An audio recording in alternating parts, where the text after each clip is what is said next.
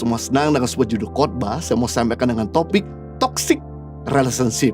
Wah, ini topik yang sangat-sangat menarik, dan inilah topik yang sedang panas-panasnya, di mana di masa pandemi ada begitu banyak toxic relationship. Manusia adalah makhluk sosial, manusia butuh teman, manusia butuh sahabat, manusia butuh pasangan hidup. Namun di dalam persahabatan ada yang bawa dampak positif, juga ada yang bawa dampak negatif.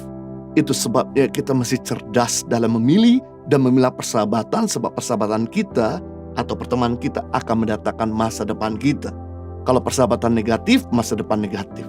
Kalau persahabatan positif, masa depan positif. Kalau persahabatan sehat, masa depan sehat. Kalau persahabatan toksik atau beracun, maka masa depan kita mematikan, membahayakan. Apa itu toksik? Toksik artinya racun, menekan, melelahkan, mengendali, atau merusak. Jadi toxic relationship adalah hubungan yang tidak menyenangkan atau hubungan yang tidak sehat bagi yang menjalaninya, yang cenderung merugikan dan menimbulkan dampak yang sangat negatif bagi kita. Toxic relationship disebabkan oleh toxic people dengan ciri-ciri posesif, dominan, suka ngontrol, perfeksionis, manipulator, pembohong, abuser, pelaku kekerasan, dan suka menghakimi atau mengintimidasi. Kejadian pasal 2 ayat 18, Tuhan Allah berfirman, tidak baik kalau manusia itu seorang diri saja. Aku akan menjadikan penolong baginya yang sepadan dengan dia. Dari firman Tuhan ini mengatakan bahwa manusia itu tidak akan pernah baik, tidak akan pernah bahagia, tidak akan pernah sehat, tidak akan pernah berhasil dalam hidupnya kalau dia tidak punya dua. Yang pertama, dia tidak punya teman, dan yang kedua, tidak punya teman yang sepadan. Artinya teman yang dewasa, teman yang sejati, teman yang senilai, yang berkualitas, yang sehat, yang tidak toksik. Jadi kalau kita memilih teman atau cari pasangan hidup, carilah yang sepadan atau dewasa. Jangan yang satu rohani, yang lain duniawi. Yang satu dewasa, yang lain masih kekanak-kanakan. Yang satu mau bertumbuh, yang lain tidak mau bertumbuh. Nah, ketika Tuhan berfirman kepada Adam dan Hawa untuk mereka mencari teman yang senilai atau sepadan, jangan yang tidak sepadan, tidak senilai, yang tidak dewasa, Adam dan Hawa kemudian mengizinkan ternyata bergaul dengan si ular, dengan yang tidak sepadan dan tidak senilai. Karena dia mengizinkan bergaul dengan si ular, akhirnya dosa hadir di dunia ini. Seharusnya dosa tidak perlu hadir di dunia ini, atau dosa nggak perlu terjadi pada diri Adam dan Hawa kalau pada waktu itu Adam dan Hawa tidak mengizinkan bergaul dengan teman yang tidak senilai. Nah, itu sebabnya penting sekali di sini untuk kita bisa mengerti siapa yang ada di sekeliling kita. Karena di sekeliling kita ini akan sangat menentukan masa depan kita. Nah, kita akan belajar bagaimana cara kita keluar dari toxic relationship. Yang pertama, evaluasi hubungan Anda dan dia sejauh ini. Evaluasikan bagaimana hubunganmu dengan dia sampai sejauh ini. Analisa. Amsal pasal 13 ayat 20, siapa bergaul dengan orang bijak menjadi bijak, tetapi siapa berteman dengan orang bebal menjadi malang. Orang ini sebetulnya belum bijak, masih malang. Tetapi karena bergaul dengan orang bijak, maka orang yang malang itu menjadi bijak. Juga sebaliknya, ada orang yang belum malang, tetapi karena berteman dengan orang bebal, orang yang memikirkan diri sendiri atau toxic relationship, maka orang itu beneran menjadi malang. Nah, sebelum Anda menjadi malang atau bernasib buruk, Anda perlu melakukan evaluasi dini. Analisa hubunganmu dengan orang itu. Apakah hubunganmu melelahkan atau menyegarkan? Apakah ada adding value atau tidak ada adding value? Ada nilai tambah atau tidak ada nilai tambah tiap kali kita ketemu sama dia? Apakah hatimu tambah sakit atau hatimu mengalami pemulihan? Apakah perkataan, pikiran, pekerjaan hubunganmu tambah berkualitas atau tambah buruk? Kalau keadaan Anda tidak tambah baik, melainkan tambah buruk, maka Anda harus berani bicara dengan tegas kepada orang tersebut. Jika kamu tidak bisa berubah, maka saya tidak akan bisa lagi berteman dengan kamu. Kalau kita nggak pernah beritahu, dia nggak tahu, mungkin ada kesalahan. Tapi kalau kita beritahu, jadi dia tahu ada kesalahan, dan kita gak akan bisa bersahabat lagi sama dia. Dia melakukan perubahan, puji Tuhan. Ini yang kita harapkan. Namun, jika tidak ada perubahan juga, setelah kita koreksi, setelah kita tegur dengan keras, Anda harus berani tega untuk tinggalkan orang itu. Karena orang itu hanya mikirin dirinya sendiri. Anda harus mikirin masa depan Anda. Sebab kalau hatimu dan pikiranmu terganggu, maka kualitas pekerjaanmu, kesehatanmu, hubunganmu dengan yang lain ikut terganggu juga. Setelah itu Anda mulai buka hati. Setelah meninggalkan orang itu, Anda mulai buka hati untuk rendah hati, mencari dan bergaul dengan teman-teman yang positif, teman-teman yang senilai, teman-teman yang dewasa, teman-teman yang berkualitas. Yesus sendiri memberi teladan. Kemana-mana dia selalu dikelilingi dengan teman-teman yang positif, yang berkualitas. Dia memang punya 12 murid, tapi kemana-mana dia selalu bersama-sama dengan 3 muridnya, yaitu Petrus, Yakobus, dan Yohanes. Petrus itu bicara soal iman yang kokoh. Yohanes bicara kasih yang nyata. Yakobus bicara harapan yang teguh. Jadi kemana-mana ketika Yesus dalam keadaan gentar, ketakutan, mau berdoa di Taman Getsemani di dalam Markus pasal 14 ayat 32, Yesus membawa Petrus, Yakobus, dan Yohanes untuk berdoa bersama-sama. Penting di sini ketika kita stres, ketika kita sedang down, kita perlu kelilingi dengan orang-orang yang positif, yang bisa menopang kita, menolong kita, sehingga kita bisa keluar dari kelemahan kita. Kita perlu dikelilingi sama orang-orang positif agar dia bisa menolong kita, bukan merongrong kita. Ketika Yesus hendak dimuliakan di atas gunung yang tinggi dan bertemu dengan Musa dan Elia di dalam Lukas pasal 9 ayat 28 ayat 28 sampai 29, di mana Yesus mengajak juga Petrus, Yohanes, dan Yakobus, di mana dia akan melihat Musa dan Elia di sana. Betapa bahagianya Petrus, Yohanes, dan Yakobus melihat kemuliaan yang begitu nyata. Begitu hal yang sama ketika kita mau mencapai hal-hal besar. Kita perlu kelilingi dengan orang-orang berkualitas. Kita perlu kelilingi dengan orang-orang positif. Anda gak akan mungkin hidup berkemenangan, mengalami kemenangan, atau mengalami hal-hal yang besar dengan orang-orang yang toksik dalam hidup kita. Saya punya teman baik. Tahun 1997, waktu kami tinggal di Australia, kami sering pelayanan bersama-sama, makan bersama-sama, pergi jalan-jalan bersama-sama. Tapi begitu di tahun 2004 dia disakiti oleh pemimpinnya, dia selalu membicarakan tentang pemimpinnya yang tidak baik. Lalu dia memutuskan untuk pulang for good dan tinggal di Indonesia. Dia bekerja di Indonesia, dia pelayanan juga di Indonesia, dan menikah juga di Indonesia. Nah, waktu saya kembali ke Indonesia, ketemu sama dia berapa kali, dia selalu ternyata masih membicarakan hal yang sama tentang sakit hatinya terhadap pemimpin yang lalu. Saya bilang, setiap kali saya ketemu sama kamu, kenapa bahasamu selalu sama? Berhentilah, itu kan masa lalu. Ini waktunya kita move on, waktunya kamu maju. Berhenti ngomongin pemimpinmu.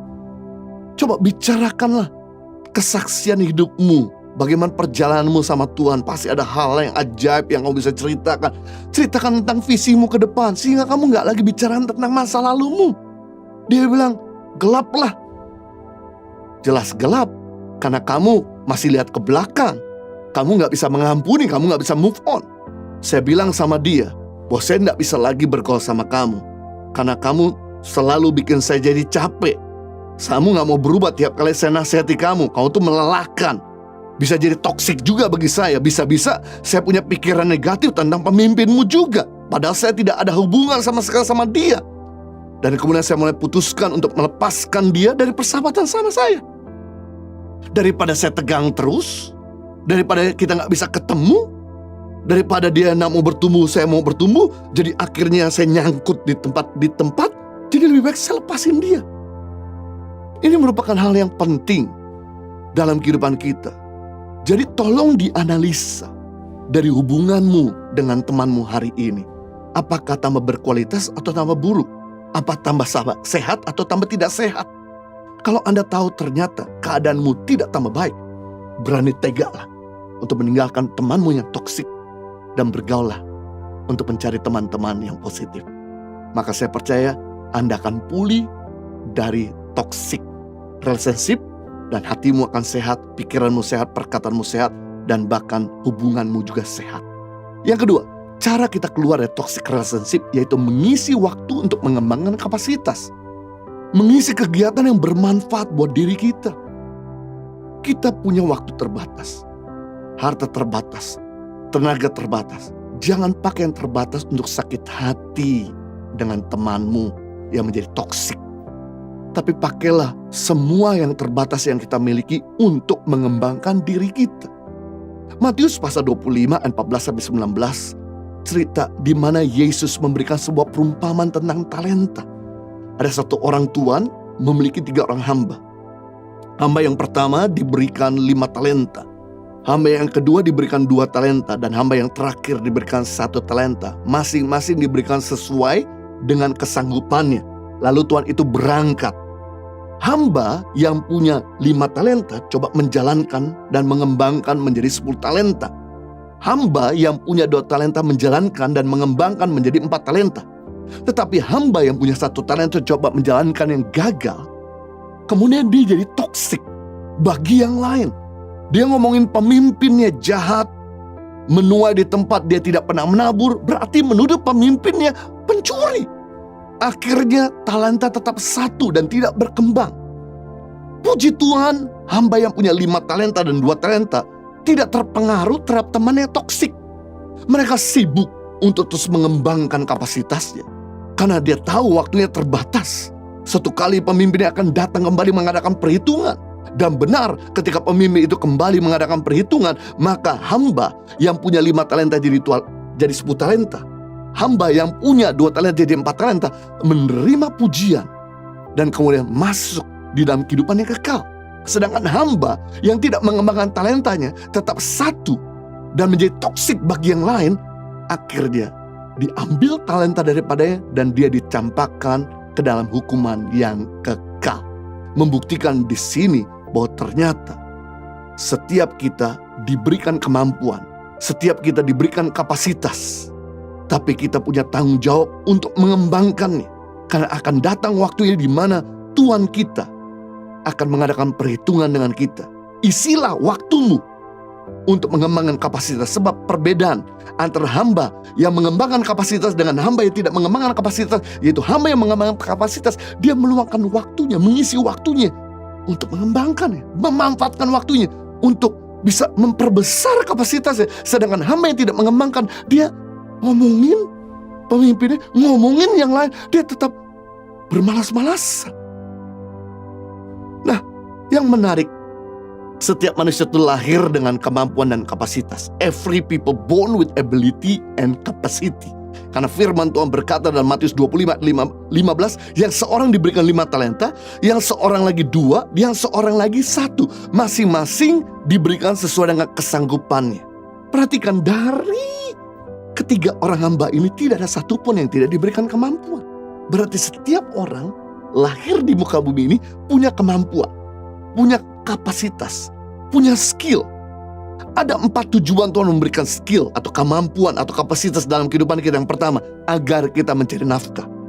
Dengan talenta saudara dagang, saudara bisa mencari nafkah. Dengan talenta saudara musik, bernyanyi, Anda bisa cari nafkah. Dengan talenta saudara menulis, berbicara, IT, bahkan linguistik, Anda bisa mencari nafkah. Yang kedua, tujuan Tuhan memberikan talenta atau kemampuan ketika kita lahir di dunia ini agar kita bisa berdiri di atas kaki kita sendiri. Kita gak perlu jadi peminta-minta. Untuk sementara waktu kita disupport orang tua karena masih sekolah dan kuliah is fine. Tapi begitu lulus kuliah, kita waktunya untuk bekerja. Untuk sementara waktu kita disupport orang lain karena kita baru saja bangkrut, is fine. Tapi bukan untuk selamanya kita menjadikan dia sapi perah, jadi benalu bagi hidup orang lain. Itu sebabnya Tuhan memberikan kepada kita kemampuan agar kita bisa berdiri di atas kaki kita sendiri. Yang ketiga, tujuan Tuhan memberikan skill atau kemampuan supaya kita bisa memberkati orang lain. Dengan talent saudara dagang, saudara bisa ngajarin orang menciptakan lapangan pekerjaan. Dengan talent saudara komunikasi, saudara bisa ngajarin orang, akhirnya orang tersebut bisa punya posisi lebih baik.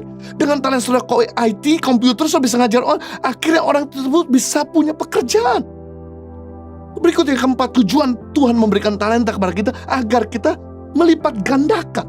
Saudara bisa bayangkan apa yang terjadi jika talentamu dilipat gandakan, maka nafkahmu makin besar. Kita makin berdiri di atas kaki kita sendiri.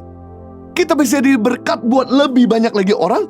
Dan kita bisa bertanggung jawab sama Tuhan. Dan ketika Tuhan panggil kita, kita udah melipat gandakan. Dan ketika kita ada di nanti bersama-sama dengan Tuhan, kita akan memerintah bersama dengan Dia sesuai dengan talenta dan kemampuan yang Tuhan percayakan sama kita. Dan kita kembangkan.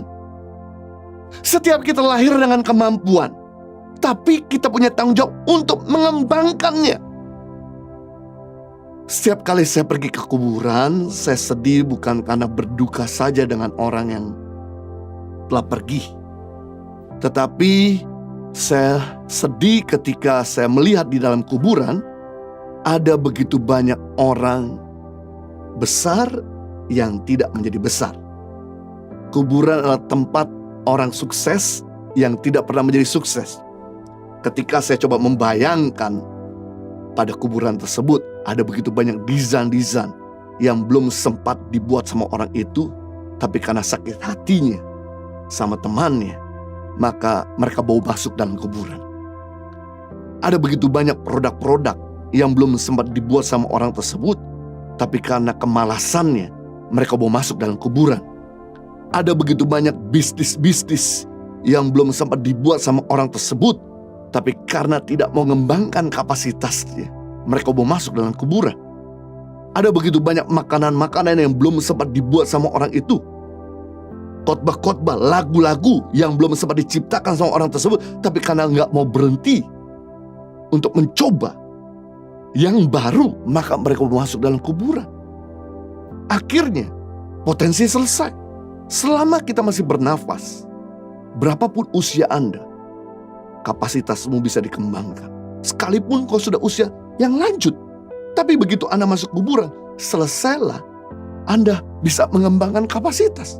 Jadi jangan pernah berhenti belajar. Tidak ada kata tua untuk belajar. Bill Gates berkata, if you born poor, it's not your mistake. But if you die poor, totally is your mistake. Kalau Anda lahir miskin, itu bukan kesalahan Anda. Tapi kalau Anda mati miskin, itu kesalahan Anda, itu pilihan Anda. Kita nggak bisa memilih lahir di keluarga berada atau keluarga tidak berada. Tapi kita bisa memilih ketika kita dipanggil Tuhan, kita menjadi orang yang berada. Jangan menyusahkan keluarga kita dengan cara mengisi jeda waktu hidupmu di muka bumi untuk mengembangkan kapasitas. Orang dibayar mahal karena orang itu punya kemampuan. Orang dibayar mahal karena orang itu excellent. Di masa pandemik ini, saya melihat ada teman saya yang bangunnya siang, bersantai-santai, tidak mau berpikir keras. Kerjanya malas-malesan, ngomongin orang, kurang berdoa, jarang merenung firman Tuhan, tidak mau terlibat dalam komunitas rohani. Tapi di masa pandemi ini, ada teman saya juga, dia bangun pagi, langsung berdoa, suka merenung firman, kerja sungguh-sungguh, punya waktu dengan keluarga, ada waktu olahraga, komit di komunitas rohani, di komsel. Sebagai hasilnya, mereka itu bagaikan langit dan bumi, baik finansial, kesehatan, maupun kualitasnya.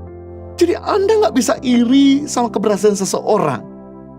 Yang kita bisa lakukan adalah analisa. Kenapa dia bisa berhasil? Pasti ada harga yang dia bayar. Sementara kita santai, dia berpikir keras. Sementara kita tidur-tidur, dia bekerja. Sementara kita nggak mau bayar harga, dia bayar harga dengan sungguh-sungguh. Makanya hasilnya tidak mengecewakan.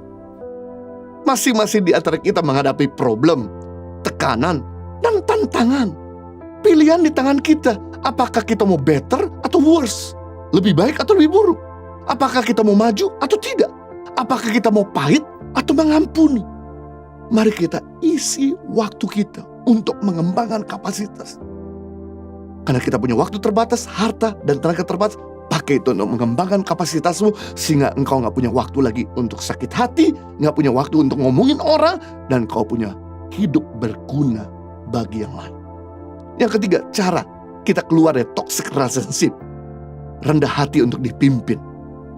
Mau dipimpin oleh Tuhan, atau mau dipimpin sama orang-orang lebih berpengalaman. Orang yang ngeyel, tidak mau dipimpin, akan sukar keluar dari toxic relationship. Dia akan jadi bulan-bulanan sakit hati. Kenapa sering kali kita gagal? Karena waktu kita mengambil keputusan, kita punya informasi yang terbatas pada waktu itu. Kenapa kita gak naik kelas? Karena waktu kita memberikan jawaban, kita memberikan informasi yang tidak akurat. Nah, orang yang ada di atas kita, itu bisa memberi informasi yang lengkap, informasi yang akurat, agar kita jangan salah mengambil keputusan. Karena orang yang ada di atas kita itu punya daya pandang lebih jauh, lebih lebar, dan lebih luas daripada kita ada di bawah yang punya daya pandang lebih terbatas. King of success in the Bible, they were king of failure.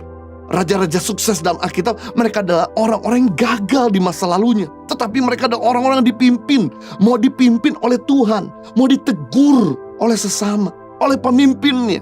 Makanya mereka akhirnya jadi sukses. Tidak ada Musa yang bisa berhasil membuat mujizat yang begitu spektakuler, memimpin bangsa yang besar, mengeluarkan bangsa Israel dari perbudakan di Mesir, jika Musa tidak mau dipimpin oleh Tuhan dan dipimpin oleh Yitro mertuanya selama 40 tahun. 40 tahun bukan waktu yang sebentar, waktu yang cukup lama, bukan 40 hari, 40 bulan. Ditegur, dikoreksi, tidak nyaman, tapi karena kerendahan hati Musa lah yang mau dipimpin, akhirnya jadi pemimpin suksesi. Tidak ada Yosua yang bisa berhasil mau masuk bangsa Israel ke tanah perjanjian jika Yosua tidak mau dipimpin oleh Musa selama 40 tahun. Dikoreksi, ditegur. Tidak ada Elisa yang bisa bikin mujizat 14 kali kalau Elisa tidak mau dimentor oleh Elia di 4 kota berbeda. Wow, amazing. Tidak ada rasul-rasul yang dipakai secara mendunia kalau mereka tidak mau dipimpin oleh Tuhan Yesus. Dikoreksi keras oleh Tuhan Yesus. Di-rebuke bahkan, ditengking. Tidak ada Timotius, anak muda yang berkarisma kalau dia tidak mau dipimpin oleh Paulus yang keras. Tidak ada Michael Jordan tanpa Phil Jackson. Tidak ada Cristiano Ronaldo tanpa Sir Alexander Ferguson. Wow. Kalau Anda lihat di sini di gambar depan ini, di mana ketika Cristiano Ronaldo masih muda, dia mau mendengarkan nasihat teguran pemimpin. Begitu dia udah jadi juara dunia, udah dikenal di mana-mana, dia tetap rendah hati. Ketika dia dimaki-maki sama pemimpin, dikoreksi sama pemimpin, dia tetap mendengarkan. No wonder Cristiano Ronaldo menjadi pemain bola dunia. Amsal pasal 29 ayat 5. Lebih baik teguran yang nyata-nyata daripada kasih yang tersembunyi. Firman Tuhan sedang memberitahu bahwa kita harus memberi nilai tambah kepada mereka yang bisa menegur kita daripada mereka yang tidak bisa menegur kita. Karena pujian itu menguatkan seseorang, sedangkan teguran itu memberi nilai tambah. Pujian itu mengencourage kita, menyegarkan kita, memotivasi kita. Tapi teguran itu memperbaiki kelakuan kita. Kita ini masih jauh daripada kesempurnaan. Kita butuh orang-orang yang bisa jadi mata buat kita, yang bisa menjadi mulut buat kita, sehingga kita bisa lebih baik. Setiap orang bisa memuji Anda, tapi gak semua orang berani menegur Anda. Jadi kita itu perlu memberi nilai tambah kepada mereka yang bisa menegur kita. Karena sedikit orang yang berani berbicara kepada kita, mengkoreksi kita, kasih masukan kepada kita. Teguran itu bagaikan cermin untuk menyempurnakan kekurangan kita. Kalau kita gak pernah melihat cermin, maka kita gak pernah tahu kekurangan kita. Justru karena kita lihat cermin, akhirnya kita bisa memperbaiki, kita tampil di depan orang lebih baik. Kalau kita malu ditegur sama cermin, maka kita akan dipermalukan di depan umum. Jadi pilihannya dua. Anda mau dikoreksi secara pribadi, Anda akan dipuji di depan umum. Atau Anda tidak mau dikoreksi secara pribadi, Anda akan dipermalukan di depan umum. Kenapa seorang olahragawan berani membayar mahal pelatih? Padahal pelatih itu tugasnya koreksi, tegur. Karena pelatih dibayar untuk menjadi penglihatan dari blank spot pemain. Untuk melihat yang pemain tidak bisa lihat. Untuk melihat kekurangan yang pemain tidak bisa lihat. Pelatih sudah dibayar, kerjanya nyuruh-nyuruh. Biasanya kita bayar orang untuk disuruh-suruh. Tetapi ini pemain membayar pelatih untuk minta disuruh-suruh. Lagi makan enak-enak, disuruh berhenti. Lagi main bener-bener, dikoreksi. Lagi tidur plus-plus, dibangunin. Tapi tahukah, buat mereka yang mau dipimpin, dikoreksi, ditegur dengan keras, mereka akhirnya menjadi juara dunia. Membanggakan dirinya, keluarganya, serta bangsanya. Di masa pandemik ini, ada orang-orang yang mau bercerai. Tapi mereka mau dipimpin oleh Tuhan. Mendengarkan nasihat firman Tuhan. Mau dibimbing di dalam pernikahannya. Walaupun sakit, walaupun harganya mahal dia bayar. Maka sebagai akibatnya pernikahan mereka dipulihkan. Tapi buat mereka yang tidak mau ikut firman Tuhan, dibimbing hubungan mereka, maka yang terjadi pernikahan mereka berakhir mengenaskan, sangat menyedihkan. Jadi kalau Anda mau dibimbing sama Tuhan dan pemimpin, walaupun tidak nyaman, hasilnya tidak pernah mengecewakan. Kalau Anda mau jadi orang yang bahagia, orang yang berhasil, orang yang bisa keluar dari keterpurukan, Anda harus rendah hati untuk mengikuti suara Tuhan dan suara pemimpinmu agar Anda bisa berkemenangan. Jadi kita belajar hari ini. Ada 3 cara keluar dari toxic relationship. Yang pertama, evaluasi hubungan Anda dengan dia sejauh ini. Apakah tambah baik atau tambah buruk? Kalau tambah buruk, tegurlah dia. Kalau dia nama tegur, putuskan untuk tinggalkan dia. Dan rendah hati untuk bergaul dengan orang-orang yang bisa memberikan nilai tambah dalam hidupmu. Yang kedua, isilah waktu untuk mengembangkan kapasitas. Yang ketiga, rendah hati untuk dipimpin oleh Tuhan dan pemimpin rohanimu. Saya percaya, maka kita akan better, bukan worse. Kita akan lebih baik dan bukan lebih buruk. Kita akan makin maju dan bukan makin mundur. Kita makin berkualitas dan tidak lebih buruk. Mari kita berdoa. Bapa di surga, terima kasih untuk firman-Mu yang telah menginspirasi kami. Kami belajar hari ini bagaimana untuk kami bisa keluar dari toxic relationship. Tolong bantu kami untuk kami bisa berani bicara kepada orang-orang yang mengganggu hati kami, menekan diri kami, bahkan membuat kami jadi lelah, membuat kami jadi pesimis akan hidup ini, membuat kami jadi kecewa, buat kami juga berani untuk meninggalkan orang-orang demikian dan buka jalan. Dan kami percaya bahwa Tuhan akan membuka jalan dan mengirimkan orang-orang yang bisa menyegarkan, memberdaya, menyempurnakan, mendorong kami lebih maju. Baik kesehatan maupun pekerjaan maupun masa depan kami. Tuhan, bantu kami. Lindungi kami daripada orang-orang yang jahat.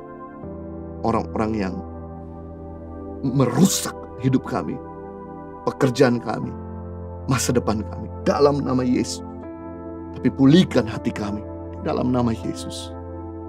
Hamba juga berdoa buat umat-Mu, biar mengisi waktu mereka dengan mengembangkan kapasitas, sehingga mereka tidak sibuk menghabiskan waktu yang terbatas, tenaga yang terbatas, harta yang terbatas untuk sibuk komplain atau meluangkan waktu dengan percuma, tapi justru memanfaatkan dan mengembangkan kapasitas, sehingga mereka yang nothing jadi something, yang zero jadi hero, yang minus jadi surplus.